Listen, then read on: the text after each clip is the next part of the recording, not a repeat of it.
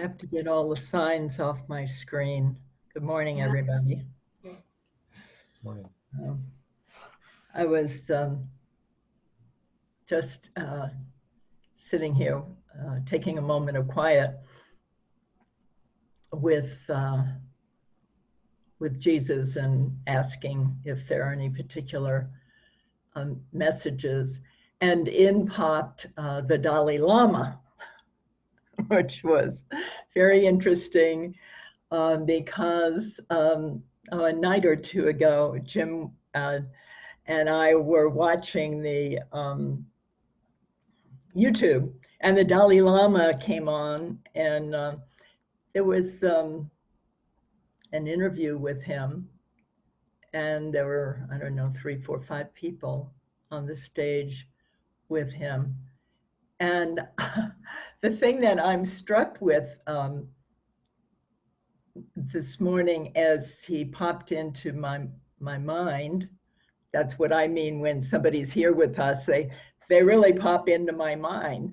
And he popped into my mind, and I realized that I couldn't tell you one thing that he said the other night. And he was there for, I don't know, maybe we watched a half hour, and he was probably there much longer than that.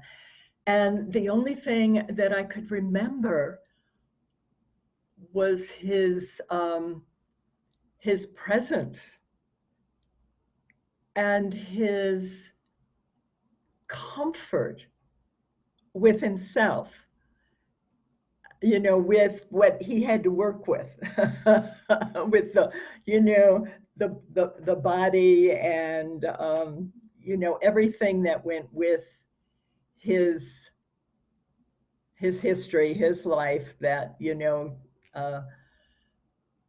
the Holy Spirit got to work with, and how totally at ease what came through him was just, you know, nothing about the person at all, you know, or even what he was talking about or his accomplishments, but just the joy that he brought to everyone there, and the peace that you realize that could only come from a place of resting in the truth. You know, what the Course calls resting in God. And,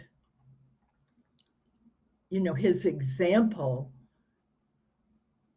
to me is saying the same thing. This section I'm going to read this morning, or we're going to work with this morning, which is called Looking Within.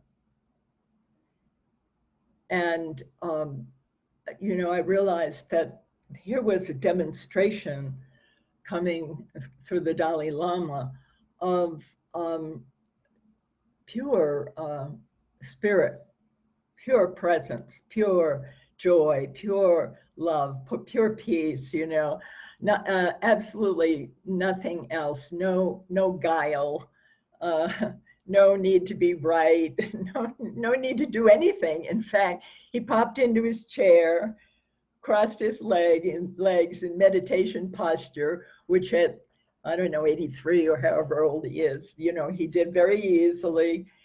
And then he got out a visor and very calmly took it out of his pocket and put the visor on his head. Didn't explain, you know, oh, my eyes are bothered by, you know, the lights, or just put the visor on. And then, you know, was there very clearly to do his job, you know, to do what he came for. And the most important thing that I remember about it is that part, and all the rest of the words and all of the conversations and talks and questions really was not what I chose to remember. And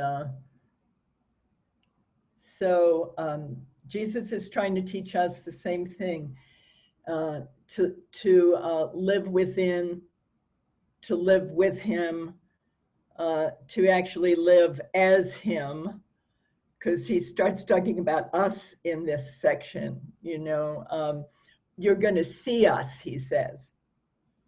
Soon you're going to see us. And,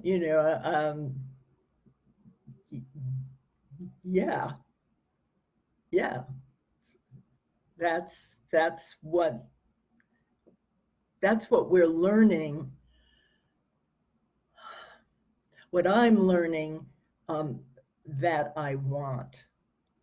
Jesus has had a heck of a time getting us from, the early chapters and showing us over and over in so many different ways that there's absolutely nothing to be found here at all. There is nothing outside the mind, in other words. So the only place that makes any sense is to learn to rest where we do abide, which is in the mind.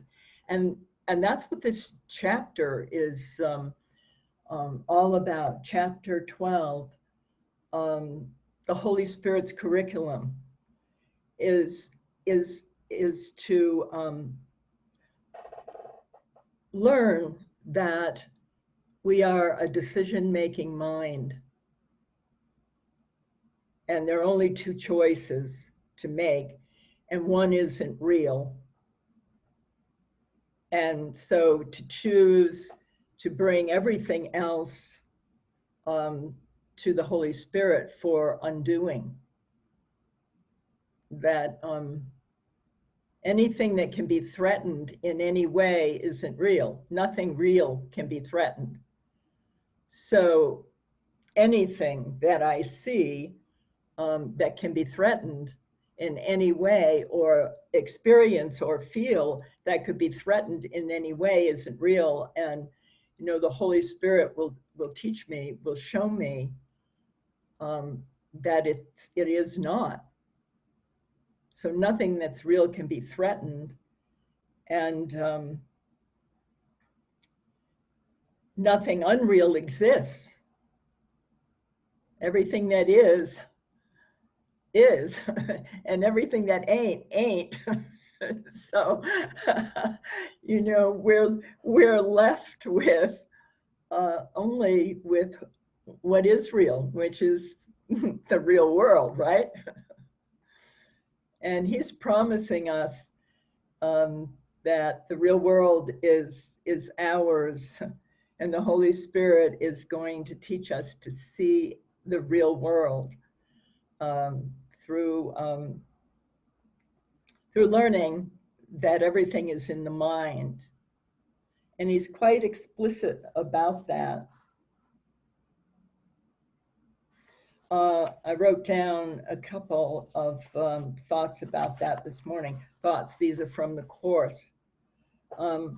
This is from chapter 12, which is where we are, which is section 3, which I believe was the seeking and finding, or maybe it was investing in reality, but it's paragraph 9, whichever place that is, section 3, paragraph 9. The world you see is made out of what you don't want, projected from your mind because you're afraid of it. It's the stuff we didn't want. It's the rubbish. It's the guilt. It's, like time to empty the trash. Oh my goodness. Projected from your mind because you are afraid of it. Yet the world is only in the mind of its maker. It's not out there. This is what this whole chapter is about, is learning where we do reside and where our power is. Yet the world is only in the mind of its maker, along with his real salvation. He taught us in this chapter that only the mind needs to be saved. Only the mind can be saved. And that is our salvation. Do not believe it is outside yourself, for only by recognizing where it is will you gain control over it. We can't decide for the Holy Spirit if we're still believing that the world outside us is affecting us. We can't have both of those. Do not believe the world is outside yourself, for only by recognizing where it is will you gain control of it. Over and over and over. And in this chapter is where he says, the power of decision is yours. It is your only remaining power in this world, is to choose the Holy Spirit. Or another way of putting it is to decide against the ego. So that was the first part of really the first chapters, is showing us what isn't real, what is not worth investing in, what has no power over us whatsoever, because it does not exist out there. Now, let's look at what's in your mind. Let's look at what we have to see there. You do have control over your mind, since the mind is the mechanism of decision.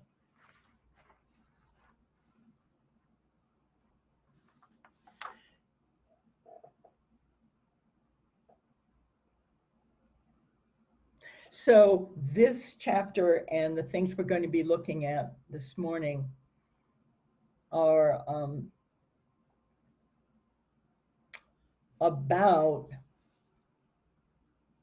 getting really clear on how we want to proceed, because coming up next is the guiltless world. Chapter 13, the guiltless world. So obviously, true to Jesus' style, whenever he says something like the guiltless world, and we think, oh, this is wonderful, this is going to be great, we're in the guiltless world, it's going to be all about guilt and looking at guilt and seeing the hate that is within us, and making sure that we no longer think that that hate is in the world, that we no longer believe that it can be fixed in the world, or that suffering can be fixed in the world, or pain or anything else can be fixed in the world. It can't be fixed in the world, because it isn't in the world. It's not out there. So coming to the guiltless world, what we'll be looking at is all the forms that guilt will take in our minds, so that we can use the chapter, really go at it in a sense of, I'm really ready to look at this. I really want to see the real world, and the only thing that's keeping me from seeing the real world is I am looking at the unreal world. All day long, I'm looking at the unreal world. So the first step, we all know it, is to learn that the unreal world is not out there. It seems to be. So that we realize that the unreal world is really not real. that we can let it go. Lynn, I have a question very quickly. Yes, Alexa. So as I read through this, my interpretation was that the world that we can let go of and the world that's not out there is like a world of interpretation or a world of meaning that we place on events and things. Is there something else to that? Like, I feel like the way you're saying it is, or maybe the way I'm interpreting it right now is almost more physical than that, or am I just hearing that wrong? Like, how are you feeling? Well, that's exactly the process we're going to go through here in a couple minutes. If you can wait, because it's the entire section that we're going to be looking at is going to make that clear, hopefully clear to all of us. Yes, indeed. Projection makes perception, and perception is interpretation. And we interpret everything we see out there based upon what we've already decided that we want to see. So we're always only, looking at our own mind. So let's dive into it. Let's go to, hold on here.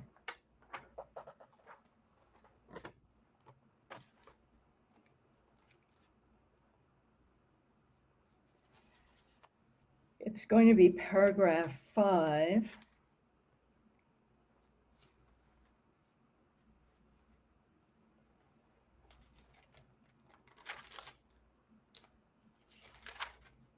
And it's going to be on page 230.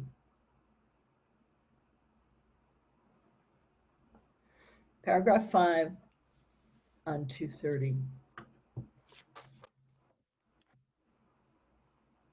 Where are my glasses?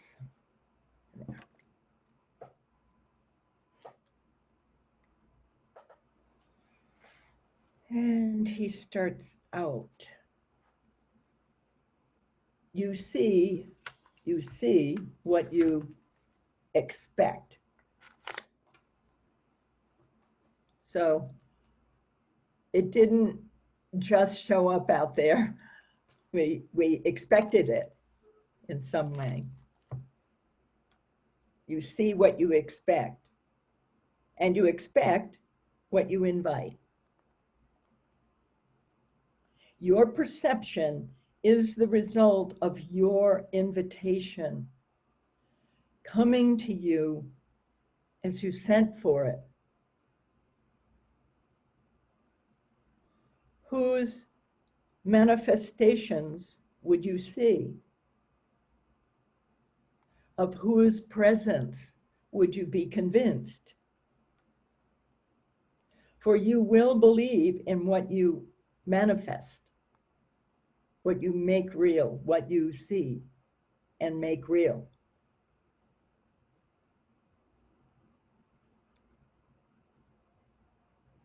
And as you look out, so will you see in. There are two ways of looking at the world. Two ways of looking at the world are in your mind, and your perception will reflect the guidance you have chosen. So that's the first thing that happens.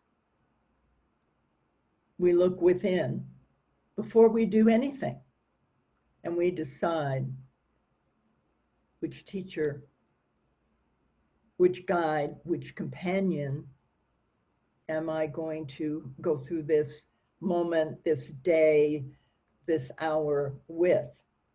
Who is my guide? Who is my appointed friend? The question, of whose presence would you be convinced? The ego's presence or the Holy Spirit's presence? The hate, the presence of hate, or the presence of love, of attack or forgiveness? separate interests or shared interests.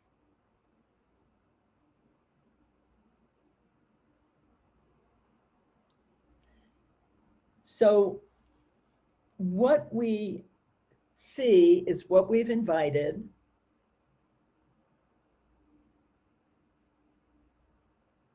What we want to be real. And it is coming only from the mind. So it didn't build itself up out there. That's why it says, you know, the projection, perception, and projection are really the same thing. There's not a gap in there. Like there's not a me, and then you project it out, and it takes time for it to get there, and then it finally shows up. No, it's immediate. So I'm already interpreting in my mind what this is going to be and what I want to see. And it's going to reflect which thought system I've chosen again. So there are two ways now of looking at this. The judgmental eyes of the ego, or vision, or forgiveness.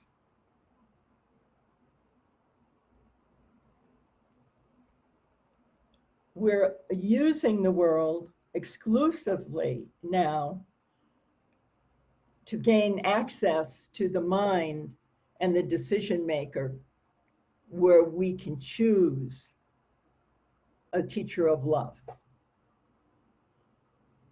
So that's the only value of the love or calls for love things. Everything is in the world is either a projection of our hate and our fear, or it is going to be the extension of love and forgiveness. Lynn, can I have a question? Yeah. It says, as you look out, so will you see in. I guess it's simultaneous, because other places it says you have to look inside first, and then what you're seeing is a rethought of that. So is that what he means? Yes. Yeah. That's what I was getting as I was saying that. It's immediate. You know, it's you know, this decision is made, which teacher, and I'm putting out the invitation. This is what I want to see.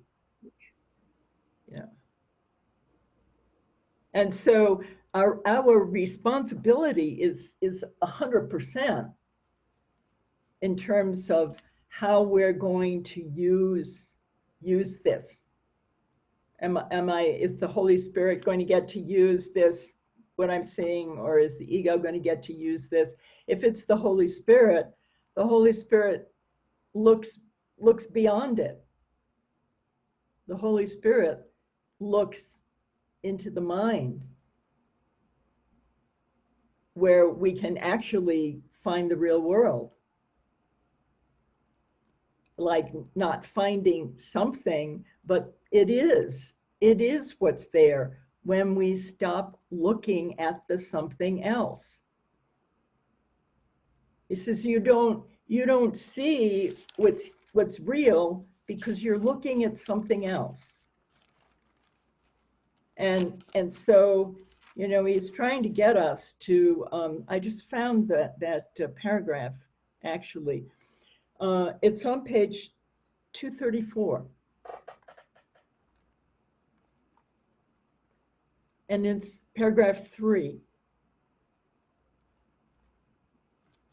When you made visible what is not true, what is true became invisible to you. So as long, the ego's plan is to keep us mindless, to keep us totally preoccupied with the world, the external world and its problems, and that includes our body and the body's problems, and on and on and on, to keep us forever away from the decision-making mind. That's his entire mode of operation. So when we made visible what isn't true, what is true became invisible to you. Yet it cannot be invisible in itself, for the Holy Spirit sees it with perfect clarity. So our right mind can see it with perfect clarity. So he's making really clear here, it's one or the other. The real world is invisible to you because you're looking at something else. Yet it is no more up to you to decide what's visible and what is invisible than it is up to you to decide what reality is. What can be seen is what the Holy Spirit sees. The definition of reality is God's, not yours. He created it and he knows what it is. You who have forgotten. Excuse me a minute. My eyes skipped a couple of lines. The definition of reality is God's, not yours. He created it. He knows what it is. You who knew have forgotten. And unless he had given you a way to remember, you would have condemned yourself to oblivion.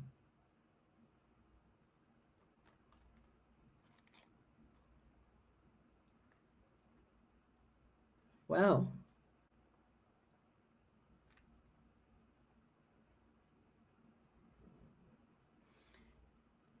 So he goes on to tell us about the Holy Spirit and a voice that will answer every question that we ask, and a vision that will correct the perception of everything we see that is anything other than love or a call for love. To help us, remember over and over, those calls for love in the world are just like little a little bell going off and saying, to it's time to remember what you really want here. That's all. Because I must, if I am not seeing love or calls for love, if I'm seeing something else, I'm seeing with the mind that's decided it wants to see something else. So those little love and calls for love are signals to us, signals that the ego has taken over. So, and then he goes on in paragraph 5 about asking for the memory of God. You have but to ask for this memory, and you will remember. The memory of God cannot shine in a mind that has obliterated it and wants to keep it so. Obliterated the memory.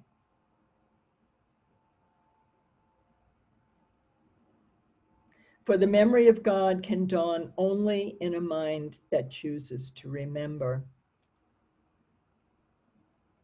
And that has relinquished the insane desire to control reality. You cannot even control yourself. You who cannot even control yourself should hardly aspire to control the universe. But look upon what you have made of it and rejoice that it is not so. And that's really, the beginning of our journey home and to the mind, where we're going to be choosing to look upon anything anything of guilt that's still left there. We're going to have the opportunity to look at that in the next chapter. So, he's really making us aware here. If you even read the next sentence, Son of God, be not content with nothing. What is not real cannot be seen and has no value. So the world that we think we're seeing obviously is not real. It is solely a hallucination, solely a projection. The only thing that we can deal with is what is in the mind and the decision maker and making the choice for the Holy Spirit as the teacher, and not the ego. So I think he's making it very real to us what we're going to need to do.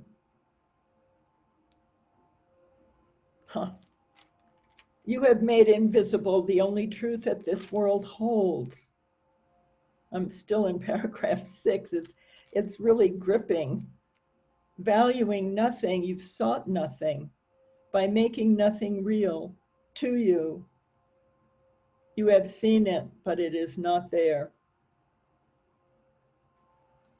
And here's the important part. And Christ is invisible to you because of what you have made visible to yourself. So it literally is the block or the defense against seeing Christ, which would be in the mind and not the body. So this is a huge shift I'm getting also from the body to the mind that is being brought together here in chapter 12, preparing us again for the next chapter. I was thinking about that sentence, you see what you expect and you expect what you invite. And I was wondering if I thought that was true.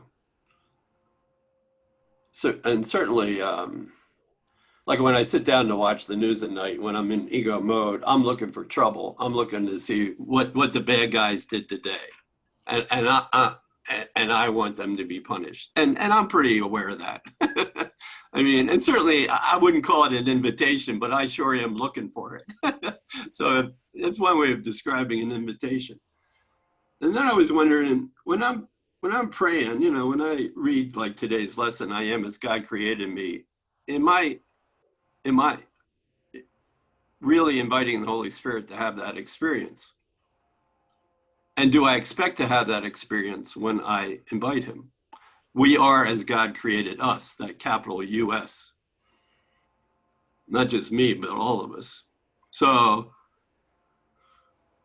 and do I expect that? Do I, when I sit down, and then I thought, well, no, I don't always expect it, because I was thinking about that undivided attention we were talking about yesterday. Like we have to give the Holy Spirit undivided attention. And it's almost like I have to give the Holy Spirit an undivided invitation. Like I can't be like going, yeah, show me this, Jesus, but look at the protest. Oh yeah, show me this, Jesus, but look at what who did today. It's like I gotta be willing to invite that only. That experience of we are as God created us, and mean it. Like I'm really willing to have that without saying, yeah, but you got to fix this first. This is really bad. It's not an undivided invitation when I say, when I more than imply you got to fix something first before I can experience us as God created us. So do I really expect when I invite the Holy Spirit to have that experience? Well, yeah, kind of, if I'm not hanging on to anything else. But there's the rub. If I'm still hanging on to stuff, I don't expect to have that experience. And then I don't even admit that's what's happening. It's a real shocker, to look at this.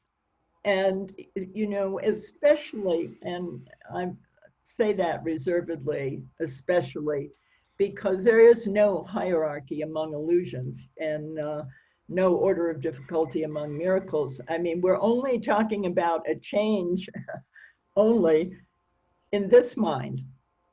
You know, we're talking about just one decision that has to be made over and over and over and over and over again. And so that in that sense, the course is very, very simple, fortunately. Can you imagine if this required multiple decisions about different things? I mean, as soon as things get complicated, we know the ego is afoot. Yeah, I was just realizing how often I invite the Holy Spirit, but I have this whole litany of yeah, buts first. Like I'm not giving up the yeah, buts. Yeah, but look what they did. Yeah, but this, look what happened a week ago. Look what happened 10 days ago. Look the crazy state we're all in. Yeah, Yeah. but. Well, and that's what we're going to be looking at in the next chapter. You know, all of those obstacles that we have between choosing what we really want. Yeah, but look who's guilty. Yeah. Who's got the guilt? Not me. Look There's what they did. there's got to be you know, a problem externally, and you know, we've already decided that we want that problem, or we wouldn't be finding it. So it's like it's going to be very interesting going into the guiltless world. Let's see here. Let's look at let's see, paragraph 9 on page 231. This, by the way, this section, looking within, I have it all marked up, and I think it's one of the great places to have as a go-to place. If you have to jot it down in your book in the back on a blank page, but go-to places, this is one of them, looking within, because it will straighten you out right away. That what you are seeing is what you want to see, and your interpretation of it is what you want to perpetuate, because it keeps you from the mind where you can make a decision for a different teacher. It's solely designed to do that. So paragraph 9, the power of decision is your one remaining freedom as a prisoner of the world. You can decide to see it right. In other words, to see the world as a way to get back to the mind, to see the world through the eyes of forgiveness, to see that nothing outside the mind of God can affect you in any way. I'm never upset for the reason I think. There is nothing out there that can affect me in any way, period. I've just chosen the wrong teacher. That's all that has happened. What you have made of it is not its reality, for its reality is only what you give it. You cannot really give it anything but love to anyone or anything. That's why you want to hear love or calls for love, because it will keep us in the right perspective with ourselves. You can really only give it love. Nor can you really receive anything but love. Now that's going to keep us really focused on what we want. If you think you've received anything else, it is because you have looked within yourself, within your own mind, and thought you saw the power to give something else within yourself.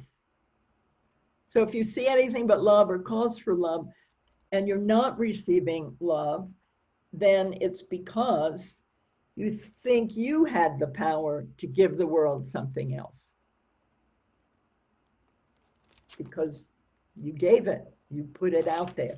this what do you want to give the world today idea is whatever I'm experiencing here, whether it's the peace of God or joy, or whether it's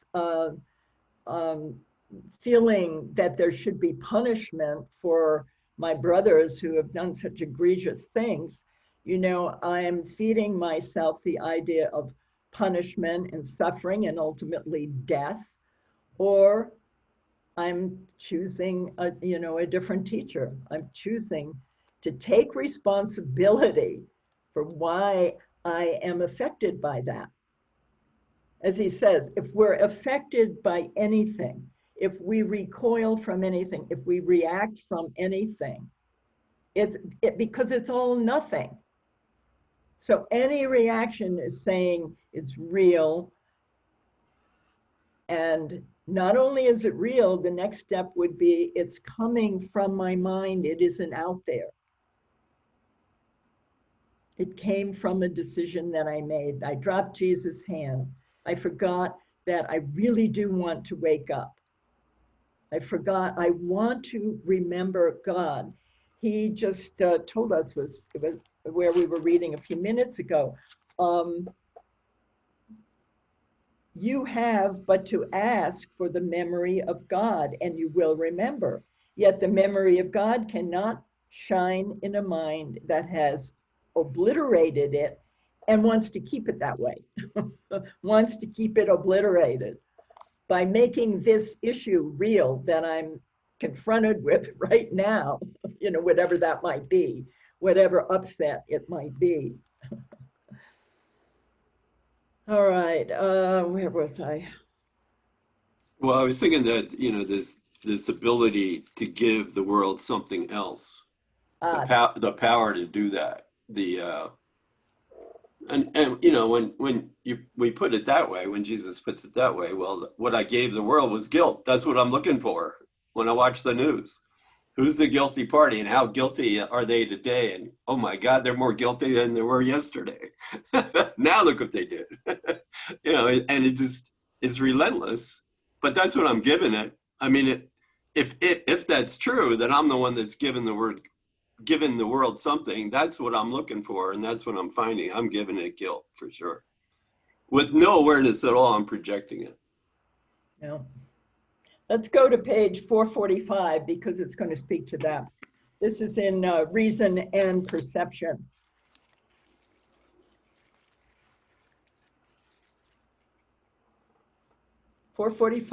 Reason and Perception.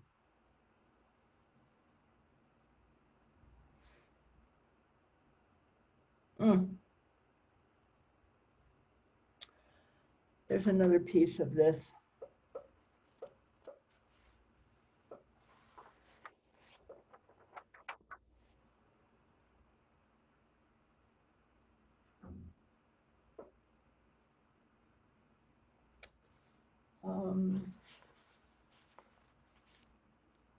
Okay. Page 445. Tim, would you read paragraph 1? Oh, okay.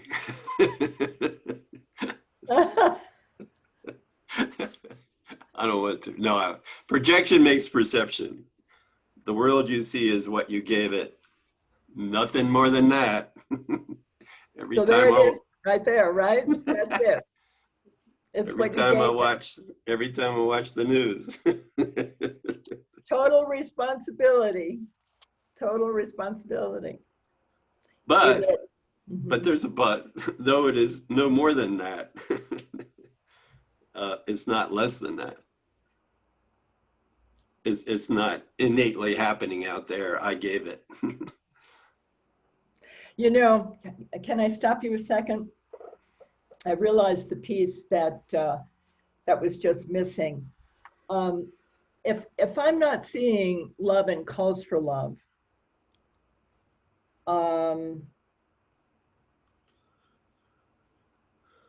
and responding with love, but instead responding with condemnation, I literally have used that situation to attack myself again, to attack myself and to attack God. And, he says, you'll have love when you want nothing else. But yeah, somewhere in there, instead of seeing the love or cause for love, I must, as you just pointed out, Tim, be projecting guilt. I must be projecting guilt and experiencing my own unworthiness. I have to look at that a little bit more, but I can feel it in there. It's in there. Okay. Well, when he says in line 3, it's not more than guilt, but it's not less than guilt. I mean, I can't pretend I'm watching the news because I'm looking for some niceness. No, I'm looking for guilt everywhere. It's not less than guilt. If I'm looking for guilt, it's guilt. And even if somebody seems nice, I'm going to wait for the other shoe to drop. I mean, it can't be less than guilt if I'm looking for guilt. I will see it. I'll pretend I'm looking for other stuff. That's the price I'm paying. Tim, Yeah. is it possible to observe without judging? God, I hope so. Of course. Of course it is. I mean, that's what forgiveness is. Forgiveness looks, watches, waits, judges not, and does nothing. It's the mind when it's still and effortless and not trying to figure out a response other than love. That's forgiveness. So you can read the news without looking for a bad guy. Yeah. Oh, sure. Oh, what's the point?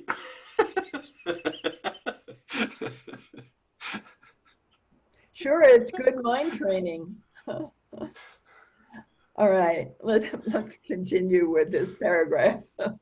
Line 4. Thank you. Line 4. Therefore, to you, guilt is important. It's important that I find it. It is the witness, the guilt, to my own state of mind, the outside picture of an inward condition. As a man be thinking, so does he perceive.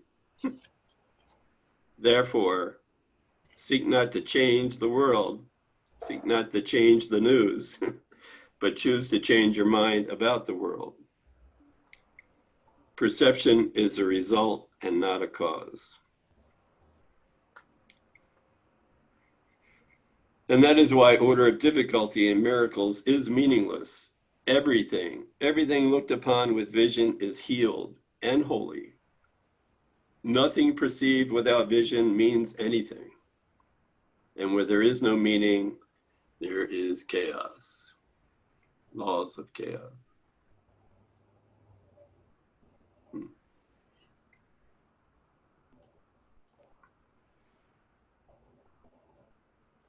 So it's always one or the other in terms of a true choice. Nothing or everything. And then he goes on to flesh this out a little more. If I look upon the world with damnation, damnation is your judgment on yourself, and this you will project on the world. We will project our guilt on the world. See it as damned, and all you see is what you did to hurt the Son of God. When we attacked God, we crucified his Son. Said, he's dead to God, or God, you're dead to me. If you behold disaster and catastrophe, you tried to crucify him. Now, remember the disaster and the catastrophe, again, are only in the mind.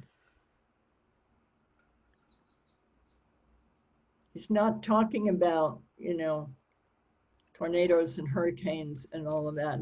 He's talking about the disaster is not out there.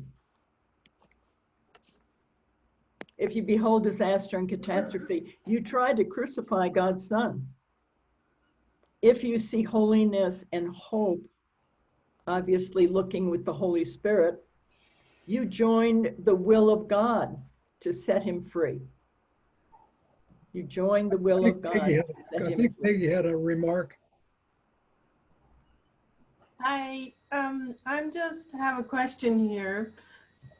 When there is catastrophes like earthquakes and floods and death and all that stuff, what is a good way to, like it says, if you behold disaster and catastrophe, you tried to crucify him.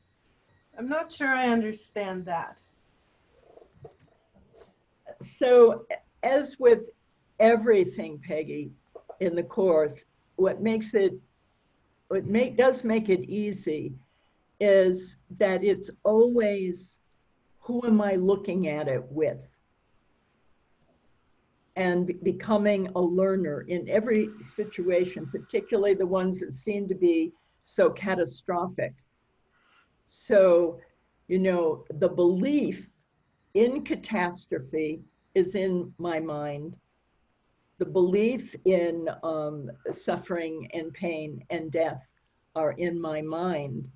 They're not out there. So who can I look at the belief in my mind in suffering and pain and disaster and catastrophe? Can I look at that with Jesus and with the Holy Spirit and have them show me? So even in a natural disaster, we can do that? Everything, absolutely everything, because there's nothing out there. We're always looking. It's an outside picture of an inward condition. And this is so very difficult for us to get because of exactly what he said. We've been looking in the wrong place every day, day in and day out. We're looking out there and thinking that that's the reality, that's where the problem is, that's where we are. That's not where we are. That is not where we are. In truth, we're in the mind and we have a choice to make. And we're always at that place. Always, always, always, we're at the place of making a decision. Which is it going to be? There's one place where Jesus talks about it like that. This is the only instant in time, and it's where you are always. You are always a decision maker. Who are you walking with, the ego or the Holy Spirit? The ego or the Holy Spirit? That's all that matters. That's all that is going to free us, because salvation is there. Salvation is in the mind. It isn't anywhere else. But as long as we keep looking outside,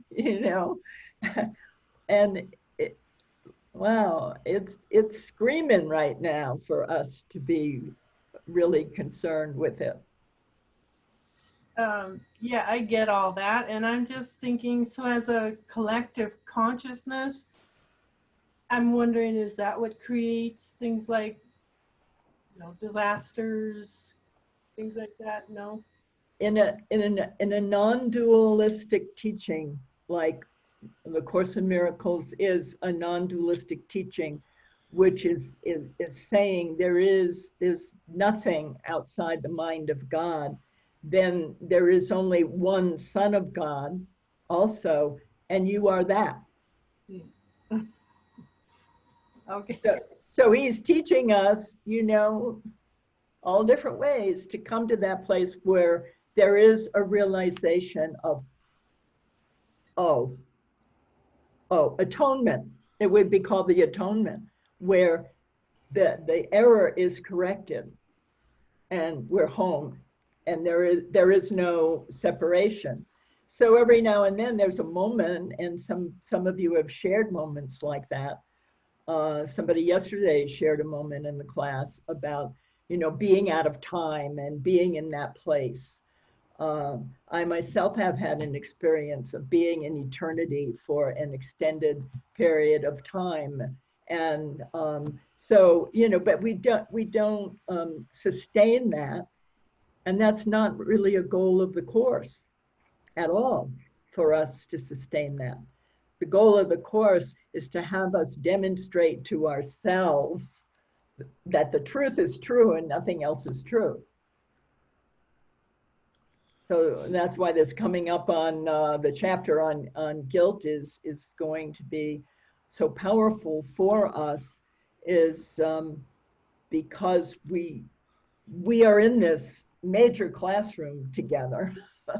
And the temptation is extremely strong to keep reinforcing that the problem is out there. No, in today's lesson, you know, I am as God created me. We are as God created us. I mean, he flat out says that this is everything. Once you get this, nothing's going to bother you. And we can sort of get that intellectually. I mean, okay, I want that experience, sort of. But whenever I'm reacting to anything out there like death or catastrophe or politics or protests or viruses, if I'm reacting at all, what I'm insisting is, no, I'm not that. No, I'm not as God created me. No, I'm not, without fessing up to that. I'm insisting I'm not as God created me if I'm reacting to anything. That's what Jesus is saying here. I'm not seeing holiness because I'm insisting, you know, I'm not created as God created, and you're certainly not as God created you. I mean, look what you did. So I'm insisting the opposite of we are as God created us every time I look at anything and I react. That's blasphemy. That's what he taught us in chapter, what was it, 11, I think. That's what blasphemy is. I insist I'm something other than the Son of God. Yeah. Over and over and over. Judy. I was pondering why the Course doesn't encourage us to seek or even allow sustained non-dual awakening. And pondering it, because it seems like so much of the spiritual path that is out there in the world seems to be saying that people can do this no problem.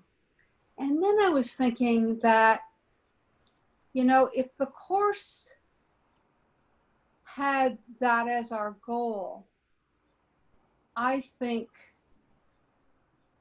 you know, I think we'd have to abandon what the Course says about relationships to some extent and the importance of holy relationships. And I think we'd be asking for a lot of spiritual, what's the word, pride. So yeah, just pondering that. Yeah. Okay. You know, my sense of it, Judy, is that's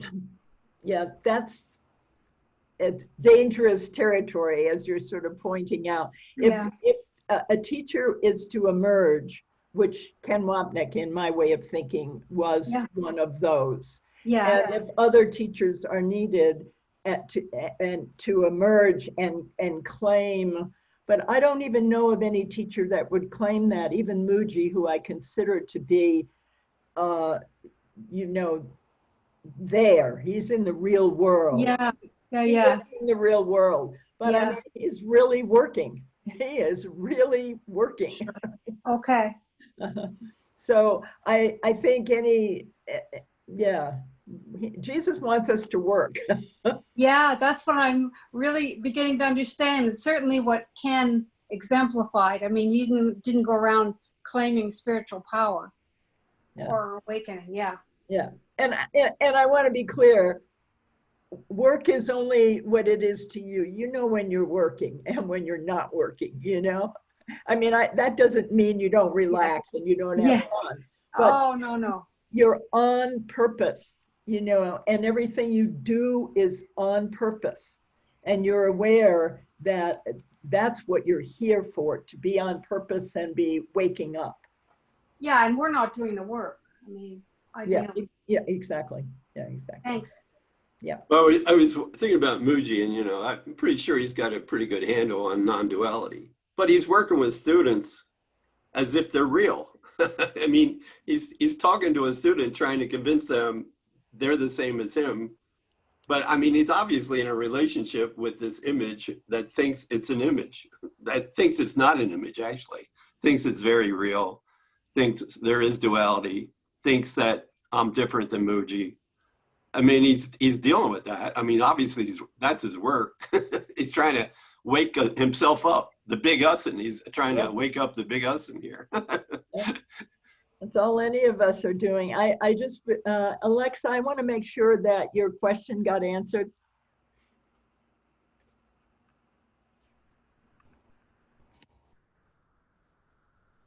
Kind of. So just to clarify the question, it was more along the lines of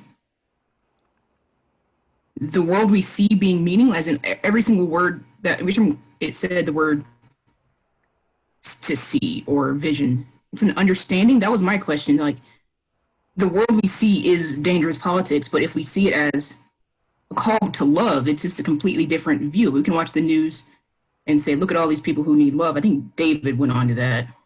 It basically got accomplished. I was just trying to see if there was a different meaning other than the understanding meaning. Like, is there something actually visually seeing? But I think you were just talking about that with Muji and his students. It's not visually seeing at all. It's all in understanding and in perception. That's what I got out of it. Thank you. Yeah, okay. All right, great. All right, let me see where we are here. Let's just finish this paragraph in chapter 21, because the ending is quite provocative, let's say, and we can sort of carry this idea with us. Damnation is your judgment on yourself, and this you will project on the world. And that's what guilt is. See it as damned, see the world as damned, and all you will see is what you did to hurt the Son of God, referring back to when we attacked God and left, we also denied his Son, in a sense, crucified his Son as well. If you behold disaster and catastrophe, you tried to crucify him.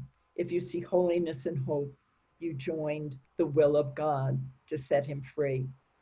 There is no choice that lies between these two decisions, and you will see the witness to the choice you made and learn from this to recognize which one you chose. Your invitation went out, and now you are seeing a reflection, actually, of what you've decided about yourself. Are you the Son of God, or are you something else? The world but shows you, the world sees you. The world you see, the world you see, but shows you how much joy you have allowed yourself to see in you and to accept as yours, as the Son of God, as the Christ, as whole, indivisible, at peace. And if this is its meaning, then the power to give it joy must lie within you. So the power to bring peace, to bring joy, as I started out speaking about the Dalai Lama and the astonishing awareness of how much he brings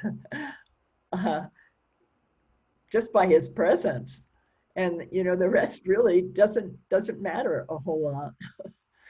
It's and the same is true of us. We really don't have to do anything but be ourselves, be what we truly are, which I get increasingly that requires no effort on our parts.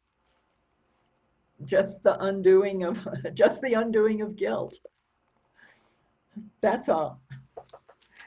All right, I'm going to close with the very end of chapter 12.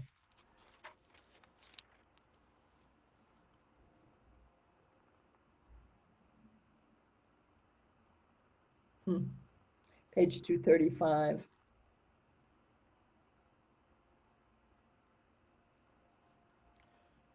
I'm going to say a couple of things from paragraph 6 first. Son of God, be not content with nothing. What is not real cannot be seen, and it has no value. God could not offer his Son what has no value, nor could his Son receive it. You were redeemed the instant you thought you had deserted him. Everything you have made has never been and is invisible because the Holy Spirit does not see it. Yet what he does see is yours to behold. And through his vision, your perception is healed. You have made invisible the only truth this world holds. Valuing nothing, you have sought nothing. By making nothing real to you, you have seen it. But it is not there. And Christ is invisible to you because of what you have made visible to yourself.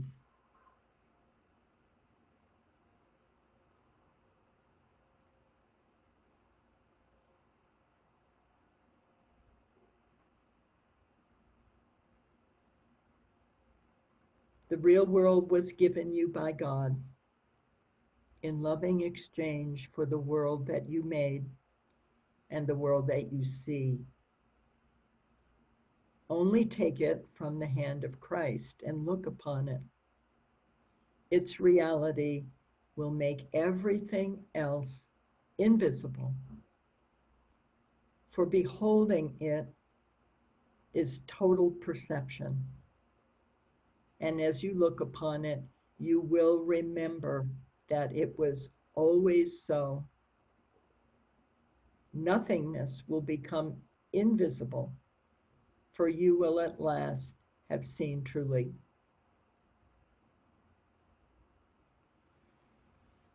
We'll take a few minutes of quiet together.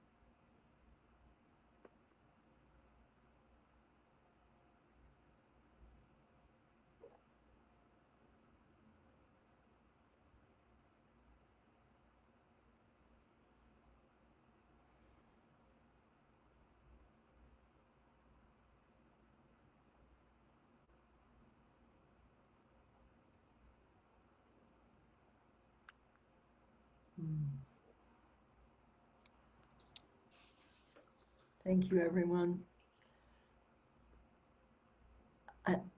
I'm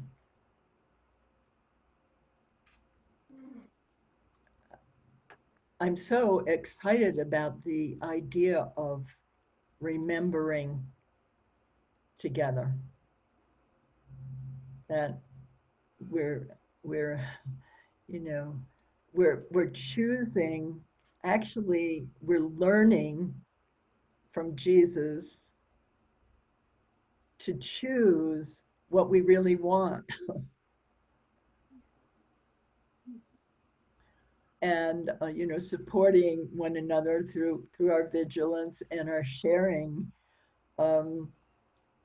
that the times when we actually apply this, and how glorious it is to begin to experience what we really are by the process of extension rather than projection. I thought you were going to say you're really excited about Here Comes the Guilt. Well, I'm excited about that too, because that's going to be what needs to get out of the way, you know? I mean, it's like, yeah.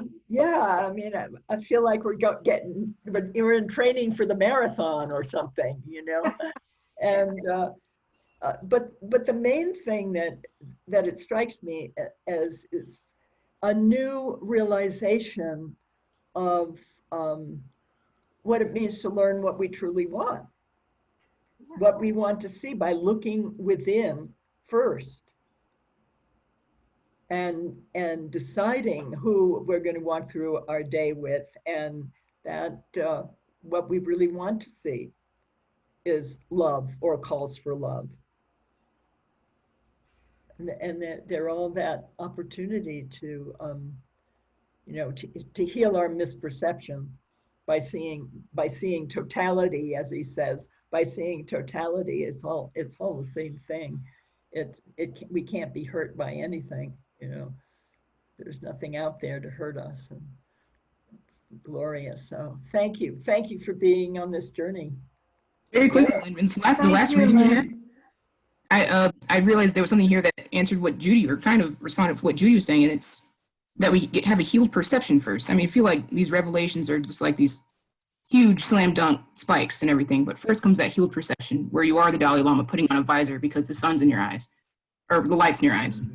It's so, yeah, just, if nothing else, I'm personally striving for that healed perception, not quite Son of God level, because it's peaceful is much easier than ruling the world, you know? So. Yes, yeah. Just make sure your visor is color coded with your robe like he does. It was maroon, a maroon visor.